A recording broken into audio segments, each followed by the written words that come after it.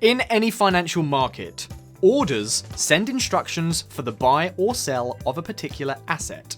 In cryptocurrency markets, order instructions are used to buy or sell a digital asset. Market orders and limit orders are the two most basic types that are used to execute trades.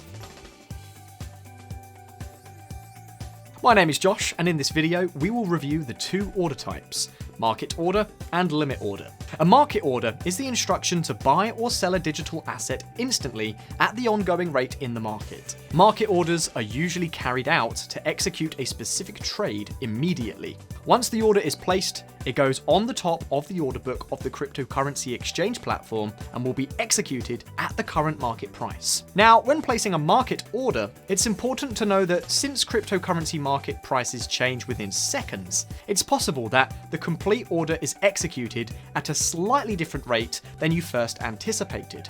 Coming to the second basic order type, a limit order refers to the instructions to buy or sell a cryptocurrency asset at a predetermined price. In limit orders, you get the freedom to specify the price at which you want the trade to be executed. So let's say that you've specified the price at which you want to sell your Bitcoin. This order now goes into the order book of the cryptocurrency exchange that you're trading on. It will automatically be executed when the price of Bitcoin matches the price that you quoted on your limit order.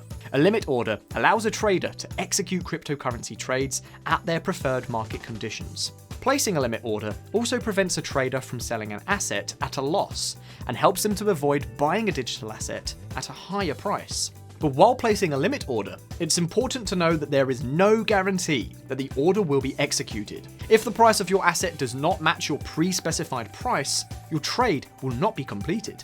Now, let's take a look at the advantages and disadvantages of both market orders and limit orders. So, the advantage of placing a market order is that it ensures that your trade will instantly be executed at the best available market price.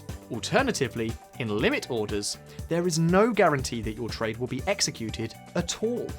However, on the other hand, limit orders have several advantages as well, particularly when you are trading in low volume coins. The disadvantage of placing a market order is that your overall trade may not be executed at the same price that you expected. This is a common phenomenon, especially in cryptocurrency assets with low trading volume. In low volume stocks, traders frequently have to settle for a different price than what they originally requested, due to the price movement between the order entering the market and the execution of that order. This is why it is recommended to use limit orders for low volume stocks if you want to avoid these losses. Do you want to learn more about the different order types and when to apply them to minimize cryptocurrency trade losses? In the description, I've put blog resources to help traders navigate their journey in the cryptosphere. Don't forget to like the video and subscribe if you found it helpful, and as always, happy hopping.